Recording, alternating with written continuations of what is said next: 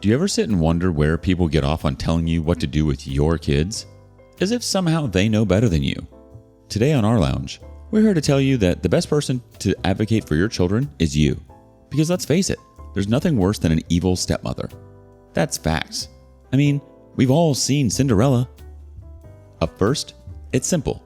Your child, your house, your rules. Am I the a-hole for kicking out my mother-in-law for forcing my child to eat one thing she dislikes? My husband and I have a daughter, 10 female, and she hates mushrooms. The taste, the texture, and smell of them she cannot stand. She's not a picky eater by any means, but just doesn't like mushrooms. My mother-in-law lives with us and helps us by watching my daughter when she gets home from school. She makes dinner the nights we're working late for our daughter, as mother-in-law loves to cook, so she ensured us that it would be no trouble for her to make our daughter dinner most nights. My husband and I both work in the medical field, so we have crazy unpredictable schedules and are not home most nights to make dinner. Last night, my husband and I both had the night off work and were making dinner together. Mother-in-law went out for dinner with friends. Susie came to us crying, saying how she is sick and tired of being starved most nights and if we can please make her dinners instead of mother-in-law. It's very public knowledge that Susie doesn't like mushrooms, but yet for the past few weeks, every single dish that my mother-in-law has made for Susie has had the main component of mushrooms in it. Portobello mushroom burgers, mushroom risotto, mushroom pasta, etc.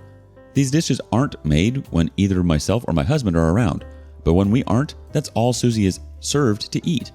She told us that if she politely refuses to eat these dishes, my mother-in-law will tell her to suit yourself, but she's not getting any other food for the rest of the night, and that she has to outgrow this stupid mushroom hatred.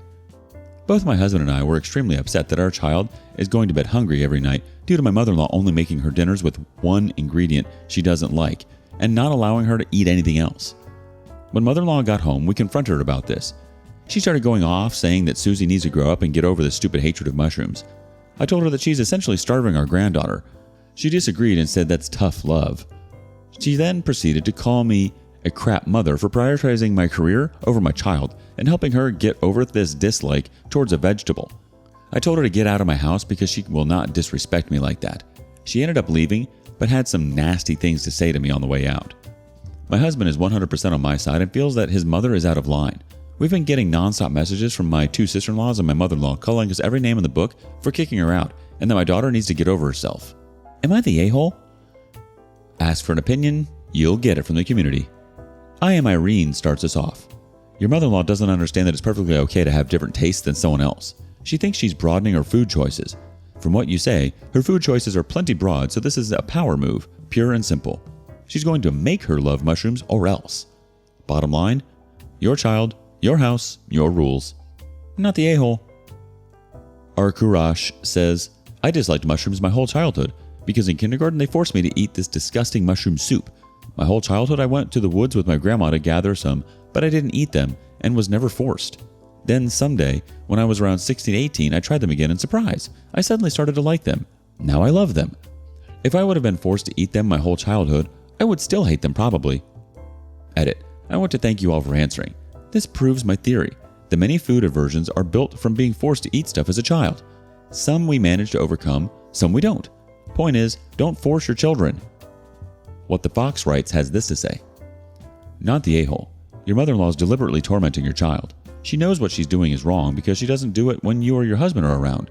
It's not tough love. It's child abuse, and every day you allow her to watch your child in your absence is another opportunity for that abuse to continue. She's been doing this for weeks? You should have kicked her out weeks ago. Your daughter isn't getting the food she needs. She's a child. Her body needs to grow. Childhood malnutrition can have permanent deleterious effects. Loss of stature, lesser educational attainment, lower lifetime earnings. Take action now. I would ask your mother-in-law if some sort of mushroom acolyte set on forcing your daughter to consume mushrooms and worship the great Portobello. But she's not knowledgeable enough about mushrooms. They're not vegetables. They're fungi. Individual Physics 29 has a quick answer. Not the a-hole. Your mother-in-law is engaged in a weird power play with your 10-year-old. 000 Hotaru Tomo says, not the a-hole. Your daughter is developing her taste in food. Many adults don't like mushrooms, such as other food like seafood, courgettes, Brussels sprouts, etc. And nobody would dream to force them to eat food they hate. Besides, it's not that mushrooms hold a special nutritional value or vitamins, and it's not that your daughter is refusing to eat vegetables in general. Mother-in-law was wrong and inappropriate. And, if I were you, I would sit your daughter down and try to discover if mother-in-law used tough love and other circumstances with her. You are not the a-hole by any means, OP. How you decide to raise your daughter is your choice. And if it's one simple thing like mushrooms that she's not going to eat, it's not hard to make her a portion of that larger plate without mushrooms in it. It really isn't hard at all. And children should be respected. If her granddaughter doesn't want it, she doesn't want it. It's not something she has to outgrow. It's just a preference, which I'm sure your mother-in-law has preferences in foods that she avoids and things that she avoids because she doesn't like them. Children should be treated with respect. And then for her to bring up prioritizing your work over your child, that would be the last straw for me too. Bye-bye, witch. What do you think? Has your mother-in-law had anything to say about your children's likes and dislikes? Next, nobody puts baby on the floor. Am I the a-hole for getting my daughter a hotel room entirely for herself after her stepsisters made her sleep on the floor? My dad passed away 2 weeks ago. Me, my wife Candace, and my daughter 16, Shiloh, and her stepsisters 19 and 17 flew to my hometown to attend the funeral. After that, we got 2 hotel rooms, one for me and Candace, one for the girls. While I was in the room, I got a call from Shiloh at 11 p.m. crying and sounded like she was arguing with her stepsisters. I asked what the matter was, and she told me that their stepsisters insisted that she sleep on the floor. There was one large bed in the room, and there was enough space for all 3 girls to sleep on. I asked why, and she said she didn't know. I went to see what the issue was and talked with my stepdaughters about it. They kept talking, but didn't really explain why they told her to sleep on the floor. They just shrugged and said, "It's better this way. We're more comfortable this way." I told Shiloh to grab her things, and when one of my stepdaughters asked where we were going, I told her I was booking her a hotel room. Both looked upset but didn't say anything, but they must have called their mom because she was awake when I got back and started arguing with me about giving Shiloh an entire hotel room for herself. I explained why I did it, but she said I wasted money and that Shiloh could have sucked it up for one night on the floor. I called her unreasonable for saying this, but she told me I showed the girls that I'm playing favorites and made my stepdaughters share a room while I gave my daughter the entire room for herself. We went home and Candace is still bringing it up, saying I mishandled this. She even pointed out how my stepdaughters are upset because they're not speaking to me. ETA, it was Candace who got a room for the 3 girls. As to not stir any drama and save money, she was in charge of hotel reservations since I was emotionally distressed. Also, Candace did not expect Shiloh to sleep on the floor. She wanted all 3 girls to share the bed. ETA number 2. For those that are calling me an a-hole for giving my daughter her name, her mom did that and she's deceased, so please let's not focus on that. And also, I've known my stepdaughters since they were little. We're pretty much family, and Candace is a stay-at-home mom, but I gave her full access to my money since this stuff was already discussed beforehand. Pretty much everything was. Neon Tangles has this to say. What I'm getting from this is that your daughters were trying to live up to the Disney depiction of stepsisters and were shocked when they couldn't just bully her into getting what they want. What's extra gross is that they did it when coming back from Shiloh's grandparents' funeral. Talk about cruel. You're definitely not the a-hole. But also, what the F is wrong with Candace if she sees this as playing favorites? Her daughters tried to make yours sleep on the floor for fun. Sounds like the apples don't fall far from the tree. Have you pointed out your daughter is also upset because of the situation and she is playing favorites? Edit. Thanks for the awards, people of the internet. Lathik chimes in, worse, the stepsisters got what they wanted, but were upset that the person who they took advantage of was also accommodated. Sloth Lord McMarecat says, not the a-hole. Candace is the one playing favorites. Expecting your daughter to sleep on the floor is some Cinderella type stuff. Maybe pull your daughter aside and find out if this is the only thing they've done to treat her badly. Dart1126 says, not the a-hole. If playing favorites means your grieving daughter is not to be unnecessarily subjected to her evil stepsister's bullying, then yeah, own it with pride. How long have you been married? Your wife is an a-hole and doesn't care if you and your daughters are grieving. She's making more problems with her brats and accusing you and your daughter of being the problem. She's still bringing it up weeks later how you mishandled this and saying as proof of that the older brats are upset? Time for some serious thinking. I mean, stepdaughter or not, you are family. But it's important that you advocate for Shiloh regardless. There's no way in hell that anybody should be sleeping on a floor, let alone a hotel room floor. Do you know how disgusting those floors are? I doubt they are even properly washed and cleaned. And for Candace to book a room for 3 girls in one bed? That's insanity and totally delusional. I get it if that's all they had, but couldn't you have asked for a cot to be brought to the room? I feel like those things are allowed to be requested. It's appalling Candace didn't think of these things. I'm glad you stepped up to the plate, even though you shouldn't have had to deal with that while you're trying to deal with a death at the same time. That was unnecessary. I'm sorry, OP. Is OP in the wrong? What are your thoughts? Lastly, a stepmother's wild insecurities. 41 male, 31 female, 42 female. My wife wants me to cut contact with the mother of my older children.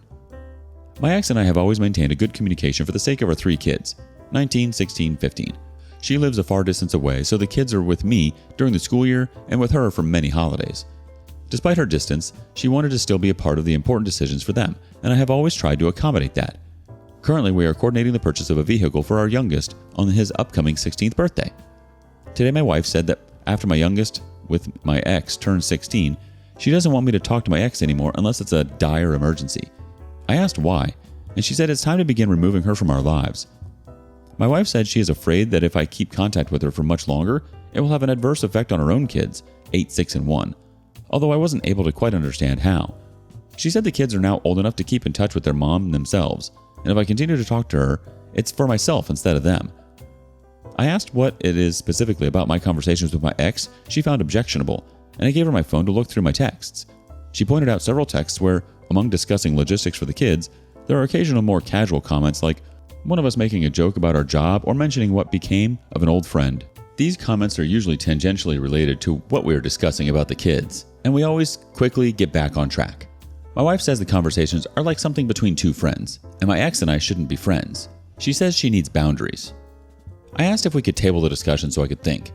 I have several concerns. I don't want to upset my kids. I don't want to ruin my good co-parenting relationship.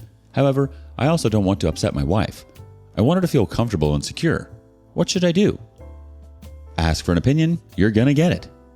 Cassowary32 says, that's a ridiculous request. If you and your current wife break up, will she really be okay with someone else determining how you communicate about your children? Children are forever. There's still school, breakups, weddings, grandbabies, and other life events and minutiae that you'll need to discuss. Reality Can Wait chimes in, okay, this is insane. So my parents were both married before I was born. My father had an amicable divorce with his ex-wife, Janice. She was the mother of his 4 kids, and they split custody. Janice has been a part of my life for as long as I can remember. She isn't a major part. I see her maybe every few years, but when I do, it's a lovely experience. She is so kind, and my mother and her get along splendidly. When her husband passed suddenly, my parents helped her get her affairs in order, and even traveled to spend time with her during her time of grief. Not once did my mother question their friendship or ever said one bad thing about Janice, and Janice did the same when it came to my mother. This relationship helped me strengthen my bond with my half-siblings, and I honestly had loads of respect for my dad for it. Even though he is a very difficult person, this is one of his redeeming qualities. The fact that your wife claims that it will negatively affect your children is selfish and just a poor excuse for her own insecurities. Blended families thrive with positive relationships. It sounds like the one with your ex-wife is bonded with mutual respect, and it's honestly an amazing thing. It's incredibly selfish of your wife to propose this, and if you concede, it will damage how your kids see you. Because I know that if my dad was nasty to Janice or straight up ignored her, I would wonder if he could treat me as disposable as well, or my mother if she ever left him. You need to have a serious discussion with your wife and get to the root of her insecurities. If you're unable to, then she needs a therapist to help her unpack those feelings. You should also make it clear that it isn't her decision to make. Co-parenting doesn't stop when your kids leave the nest. What about when your kids start having your grandchildren? What if your kids end up in the hospital or need financial help? You should still be able to co-parent and co-grandparent, because if you don't, your kids will always see you as you choosing your wife over them. Alpha Wolf 5916 has some thoughts too. I have the other side of this. My parents divorced when I was 11. I was the oldest of 4. My dad got custody. About a year later, he started dating someone else. She was freaking nuts. I could not stand her.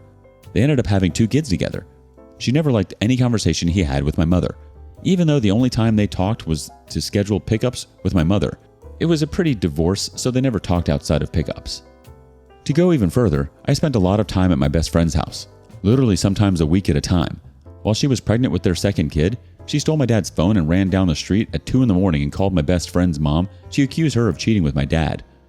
Of course, my friend's mom had already heard all about her from me, so she knew she was bat nuts crazy. And my BFF's mom, being who she is, called her batshot crazy and hung up on her and proceeded to call the next day to pick me up with her there. My point is, my dad allowing this crazy freaking woman to tell him not to talk to my mom or my BFF's mom caused a lot of issues between us. We missed out on visiting our mom for a couple of months before I started coordinating with my mother for pickups myself. It damaged our relationship. After I turned 18, I cut contact with him for about 2 years, and in the same time, he found out she was cheating on him. She moved away with their boys, and he hasn't seen them in 6 years. We ended up mending our relationship, but it was ruined for a long time because he allowed a woman to come between his children and their mother. No matter how old the kids get, communication between their parents will always be important. Call Me Muddled chimes into the conversation. Whether your wife likes it or not, your ex will always be a part of your life. Her not feeling secure is something she needs to work on. Asking you to cut contact with your ex and the mother of your children is unreasonable. Collective Clothing wants to say, you are lucky and awesome to be able to have a friendly, peaceful, and harmonious co-parenting relationship with the mother of your older children. Your children are the better for it. She will always be the mother of them, no matter how old they are, and she was once a part of your life too. Why on earth would you cut contact? Your current wife is deeply insecure and projecting and jealous. Very bad traits. She needs to work on that. Do not set yourself on fire to keep her warm. She needs to work on this. There's absolutely nothing wrong with having a healthy relationship with your ex and the mother of your children. In fact, that's one of the best things you can do for you and your children. It's extremely selfish of your current wife to think otherwise. She should want what's best for you and the kids, and she should support such a healthy and positive relationship that you two have. If the opposite was the case, I can see if your wife wanted you to cut contact with your ex. But there's literally no reason for that. Your ex is the mother of your children. Therefore, she's always going to be a big part of your life. That's facts. The fact that your current wife wants her gone speaks volumes of the insecurities. It's not up to you to make her feel comfortable and secure at this point. This is on her. She has some stuff to figure out. Am I wrong? Thank you for joining us today on rLounge. Before you go, be sure to like and subscribe and hit that notification bell. If you have something you want to say regarding today's content, share that with us in the comments below.